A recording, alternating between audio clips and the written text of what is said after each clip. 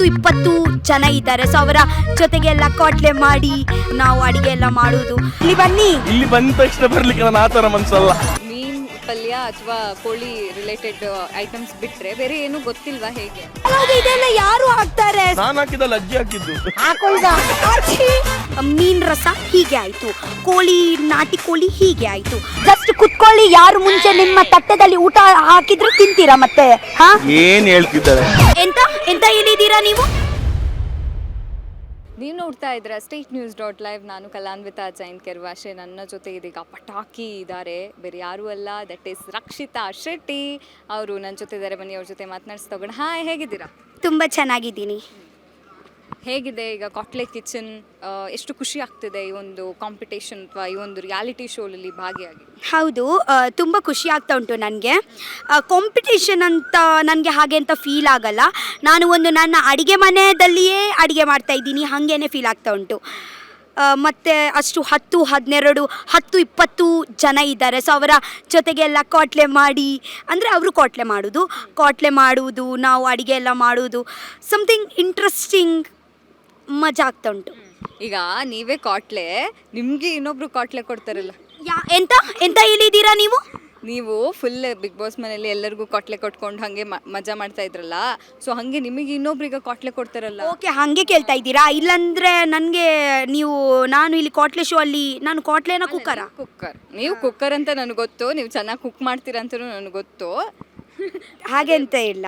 Cooking ಅಂದರೆ ನಾವು actually ನೋಡಿ, ನಾನು ಹೊಳೆಗೆದು ಎಂತ ಹಾಗೆ ತಿನ್ನಿ ನನಗೆ ಹಾಗೆ ಅಂತ ಟೇಸ್ಟ್ ಗೊತ್ತಿಲ್ಲ.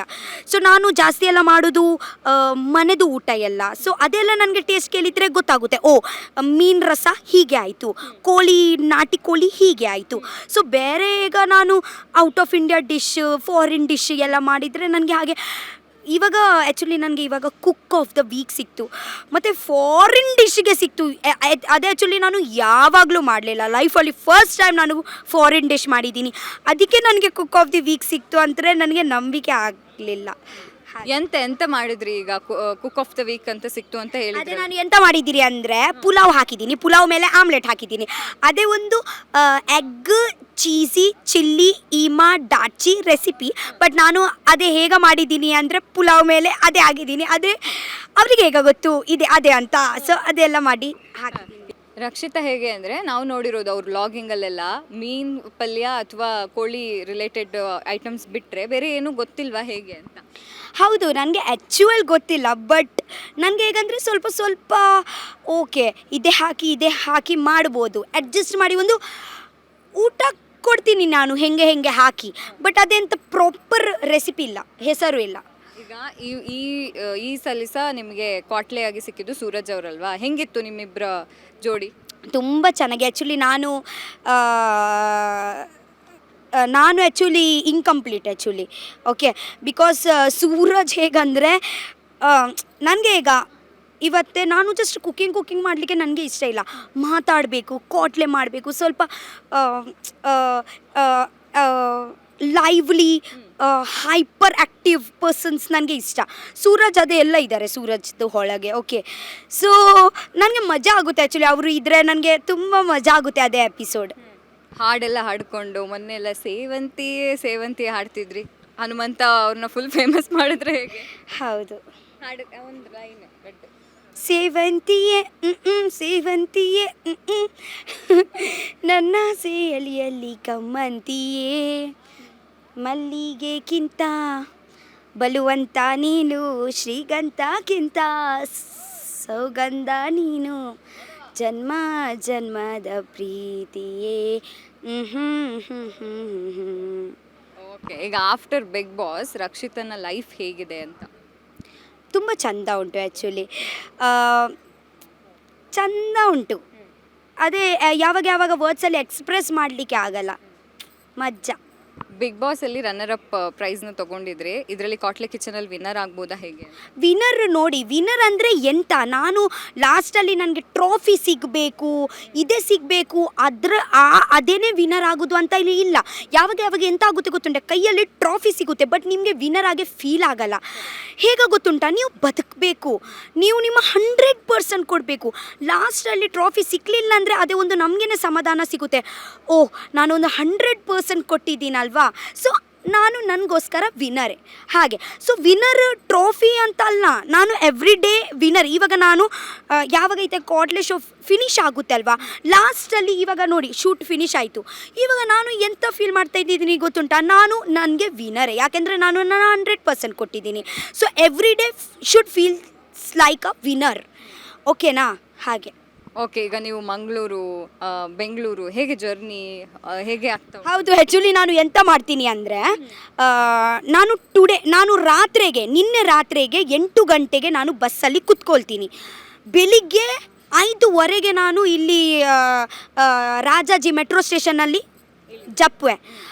ಆಗ ನಂತರ ಕ್ಯಾಬ್ ತೊಗೊಳ್ತೀನಿ, ಇಲ್ಲಿ ಬರುವಾಗ ನನಗೆ ಒಂದು 6 ಗಂಟೆ ಆಗುತ್ತೆ. 6 ಗಂಟೆಯಿಂದ ಮತ್ತೆ ಅವರು ಮೇಕಪ್ ಅವರು ಬರ್ತಾರೆ. ಇವಾಗ ಟುಡೇ ಫುಲ್ಲು ಶೂಟು, ಆಗ ನಂತರ ಟುಡೇನೇ ರಾತ್ರಿಗೆ ನಾನು ಬಸ್ ತಗೊಂಡು ಹೋಗ್ತೀನಿ. ಅಂದರೆ ಕಂಟಿನ್ಯೂಸ್ಲಿ 2 ಡೇ ಬಸ್ಸಲ್ಲಿ ಇರುತ್ತೆ, ಟುಡೇ ನಾನು ಹಾಗೆ ಕಂಟಿನ್ಯೂಸ್ಲಿ 3 ಡೇ ಹಾಗೇ ಹೋಗುತ್ತೆ. ಹಾಗೆ ನಾನು ರೂಮ್ ಎಲ್ಲ ಎಂತ ಮಾಡಲ್ಲ, ಡೈರೆಕ್ಟ್ ಇಲ್ಲಿಂದ ಮನೆ. ಓಕೆ, ಈಗ ಕಾಟ್ಲೆ ಕಿಚನ್ ಸೀಸನ್ 1 ಅಲ್ಲಿ ನಿಮ್ಮ ಅಣ್ಣ ರಘು ಅಣ್ಣ ವಿನ್ ಆಗಿದ್ರು, ಏನಾದರೂ ಟಿಪ್ಸ್ ಏನಾದರೂ ಕೊಟ್ರಾ? ಇಲ್ಲ, ಟಿಪ್ಸ್ ಅವರು ಎಂತ ನಾನು ಆ್ಯಕ್ಚುಲಿ ಕೂಡ ಇಲ್ಲ ಅವರಿಗೆ ಒಂದು ಸತಿ ಕೂಡ, ಎಂಥ ಟಿಪ್ಸ್ ಎಂತ ಇಲ್ಲ. ಹೋಗ್ತಾ ಇದೆಯಾ, ಹಾಂ ಚೆನ್ನಾಗಿ ಮಾಡು, ಹಾಗೇ ಹೇಳಿದರು ಅವಳು. ಹೋಗ್ತಾ ಇದೆಯಾ, ಹಾಂ ಹುಷಾರು, ಚೆನ್ನಾಗಿ ಎಂಜಾಯ್ ಮಾಡು, ಹಾಗೇ ಹೇಳಿದರು ಅವರು. ಈಗ ನಾವು ಲಾಗಲ್ಲೆಲ್ಲ ನೋಡಿದ್ವಿ ನಿಮ್ಮದು ಮತ್ತು ರಘು ಅಣ್ಣಂದು ಮ್ಯಾಚು ಸಿಕ್ಕಾಪಟ್ಟೆ ಚೆನ್ನಾಗಿ ಕುಕ್ಕಿಂಗ್ ಎಲ್ಲ ಬಂದಿತ್ತು. ನಿಮ್ಮದು ರಘು ಮತ್ತು ಗಿಲ್ಲಿ ಅವ್ರದ್ದು ಯಾವಾಗ ಬರುತ್ತೆ ಅಂತ ವಿಡಿಯೋ? ಐ ಹೋಪ್ ಅದೇ ತುಂಬಾ ಬೇಗ ಬರುತ್ತೆ, ಯಾಕೆಂದರೆ ಇವಾಗ ಜಸ್ಟ್ ಅವರು ಎಲ್ಲರೂ ಬಿಗ್ ಬಾಸಿಂದ ಹೊರಗೆ ಬಂದಿದ್ದಾರೆ, ತುಂಬ ಕೆಲಸಗಳು ಆಪರ್ಚುನಿಟೀಸ್ಗಳು ಉಂಟು. ಸೊ ಇವಾಗ ಅಂದರೆ ಬಿಸಿ ಟೈಮಿಂದ ಸ್ವಲ್ಪ ದಿವಸ ಹೋಗುತ್ತಲ್ವ, ಆ ಟೈಮಲ್ಲಿ ಫ್ರೀಯಾಗಿ ನಾವು ಮಾಡೋಣ ಅಂತ ನನಗೆ ಕೂಡ ಆಸೆ ಉಂಟು. ನಿಮಗೂ ಆಸೆ ಇದೆಯಾ? ಈಗ ಬಿಗ್ ಬಾಸ್ ಮನೆ ಹೋಗೋಕ್ಕಿಂತ ಮುಂಚೆ ರಕ್ಷಿತಾ ಅವ್ರನ್ನ ಮಂಗಳೂರು ಮುಂಬೈಯಲ್ಲೆಲ್ಲ ತುಂಬ ಪರಿಚಿತ ಆಗಿದ್ರು. ಬಟ್ ಈಗ big boss after big boss ಕನ್ನಡದ ಮನೆ ಮಗಳು ಅನ್ನುವಂಥ ಪಟ್ಟ ಕೊಟ್ಟಿದ್ದಾರೆ. ಎಷ್ಟು ಖುಷಿ ಆಗುತ್ತೆ ರಕ್ಷಿತಾ? ಹೌದು, ತುಂಬ ಖುಷಿ ಆಗುತ್ತೆ. ಯಾಕೆಂದರೆ ನಾನು ಒಂದು ಜನ ನನಗೆ ಇವಾಗ ನೋಡುವಾಗ ನನಗೆ ಯಾವಾಗ ತಪ್ತಾರಲ್ವಾ, ಎಂತ ಹೇಳೋದು, ಹಗ್ಗ ಮಲ್ಪುನೆ ಕನ್ನಡದ ಅದನ್ನು ತಪ್ಕೊಳ್ತಾರಲ್ವಾ, ನನಗೆ ಫೀಲ್ ಆಗುತ್ತೆ, ಓ ಮನೆಯವರು ಹಾಗೆಯೇ ಅವರು ತಪ್ಕೊಳ್ತಾರೆ. ಓಕೆ, ಒಂದು ಮುದ್ದು ಕೊಡ್ತಾರೆ, ಯೋಚನೆ ಕೂಡ ಮಾಡಲ್ಲ ಎಂತಂತ, ಮಗಳು ಹಾಗೇ ಮುದ್ದು ಕೊಡ್ತಾರೆ ನನಗೆ. ಸೊ ಅದೆಲ್ಲ ಫೀಲ್ ಮಾಡುವಾಗ ಓಕೆ, ಅವರು ಮನಸ್ಸಿಂದ ನನಗೆ ಸ್ವೀಕಾರ ಮಾಡಿದ್ದಾರೆ ಒಂದು ಮಗಳು, ಹಾಗೆ. ಸೊ ಹಾಗೇ ಫೀಲ್ ಆಗೋದು. ನಿಮ್ಮದು ಮತ್ತು ಗಿಲ್ಲಿ ಅವರ ಒಂದು ಒಡನಾಟ ಇದೆಯಲ್ಲ, ಆ ಒಂದು ಪ್ಯೂರ್ ಫ್ರೆಂಡ್ಶಿಪ್ ಬಿಗ್ ಬಾಸ್ ಮನೇಲಿ ಎಲ್ಲರಿಗೂ ಒಂದು ಫುಲ್ ಇಷ್ಟ ಆಗಿತ್ತು. ಸೊ ಆಫ್ಟರ್ ಬಿಗ್ ಬಾಸ್ ಆವಾಗವಾಗ ಈವೆಂಟ್ಗಳಲ್ಲಿ ಸಿಗ್ತಾ ಇರ್ತೀರಿ, ಸೊ ಏನಾದರೂ ಮತ್ತೆ ಮಾತನಾಡೋದು? ಹೌದು, ನಾನು ಆ್ಯಕ್ಚುಲಿ ಅವರಿಗೆ ಬಿಗ್ ಬಾಸ್ ನಂತರ ಒಂದೇ ಸತಿ ಮೀಟ್ ಆಗಿದ್ದೀನಿ ಇಲ್ಲಿ ಹಬ್ಬದಲ್ಲಿ. ಆಗ ನಂತರ ನಾನು ಅವರಿಗೆ ಮೀಟ್ ಮಾಡಲಿಲ್ಲ, ಬಟ್ ನಾವು ಕಾಂಟ್ಯಾಕ್ಟಲ್ಲಿ ಇದ್ದೀವಿ. ನಾವು ಅಂದರೆ ಕಾಂಟ್ಯಾಕ್ಟ್ ಹಾಗೆ ಅಂತ ಮಾತಾಡಲಿಕ್ಕೆ ಇದ್ದರೆ ನಾವು ಮಾತಾಡ್ತೀವಿ, ಹಾಗೆ ಮೀಟ್ ಮಾಡಲಿಲ್ಲ. ಬಟ್ ಅದು ತುಂಬ ಬೇಗ ನಾವು ಮೀಟ್ ಮಾಡ್ತೀವಿ, ಇದೆ ಕೆಲಸ ಎಲ್ಲ ಫಿನಿಶ್ ಮಾಡಿದ ನಂತರ. ಓಕೆ, ಈಗ ಸಿನಿಮಾ ಬೇರೆ ಅವ್ರದ್ದು ಶುರುವಾಗ್ತಾ ಇದೆ, ಅವರು ನಿರ್ದೇಶನಕ್ಕೆ ಹೊರಟಿದ್ದಾರೆ, ಮತ್ತು ನಾಡಿದ್ದು ಒಂದು ಹೊಸ ಸಿನಿಮಾದಲ್ಲಿ ನಟನೆ ಕೂಡ ಮಾಡ್ತಾರೆ ನಾಯಕ ನಟನಾಗಿ. ಅದ್ರ ಬಗ್ಗೆ ಏನಾದರೂ ಡಿಸ್ಕಸ್ ಮಾಡಿದರೆ ಏನು ವಿಶ್ ಮಾಡ್ತೀವಿ? ಒಳ್ಳೆ ಆಗಲಿ ಅವರಿಗೆ, ತುಂಬ ಕಷ್ಟಪಟ್ಟಿದ್ದಾರೆ ಅವರು. ಆ್ಯಕ್ಚುಲಿ ಅವರು ಇವಾಗ ಒಂದು ಇದೇ ಮಾಡಿದರೆ ತುಂಬ ಡೆಡಿಕೇಶನ್ ಇರುತ್ತೆ ಅವರಿಗೆ, ಇದೇ ಆಗಬೇಕು, ಇದೇ ಮಾಡಬೇಕು ಅಂತ.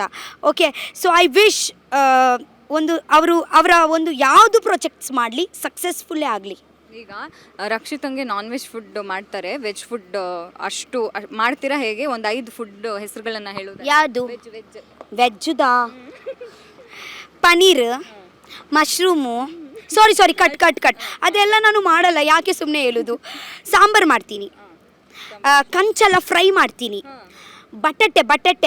ಬಟಾಟೆ ಯಾವಾಗ ಫ್ರೈ ಮಾಡ್ತೀನಿ. ಬಟಾಟೆ ಅಂದರೆ ಪೊಟ್ಯಾಟೊ. ಮತ್ತೆಂತ ಮಾಡ್ತೀನಿ, ತಾವುತೆ, ತಾವತೆ ನುರ್ಗೆ ನಾವು ನುರ್ಗೆದು ಎಂತ ಮಾಡ್ತೀನಿ. ಮತ್ತು ಗುಜ್ಜೆ, ಹಲಸಿನಕಾಯಿದು ರೆಸಿಪಿ ಮಾಡ್ತೀನಿ. Very nice. ಓಕೆ, ಕೊನೆಯದಾಗಿ ಏನಾದರೂ ನಿಮಗೆ ಪ್ರಾಜೆಕ್ಟ್ಗಳು ಸಿಕ್ಕಿದೆಯಾ? ಯಾವುದಾದ್ರೂ ಸಿನಿಮಾ ಆ ಥರ ಏನಾದರೂ? ಸಿನಿಮಾ ನನಗೆ ಸಿಕ್ಕಿತ್ತು, 1-2 ಸತಿ ನನಗೆ ಕಾಲ್ ಬಂತು. ಬಟ್ ನನಗೆ ಅಂದರೆ ಯಾವಾಗ ಅನಿಸುತ್ತೆ ಹೋಗಬೇಕು, ಅದೇ ನನಗೆ ಸೂಟ್ ಆಗಿದ್ದರೆ ಮಾಡ್ತೀನಿ. Okay, all the very best Rakshita. Thank you so much.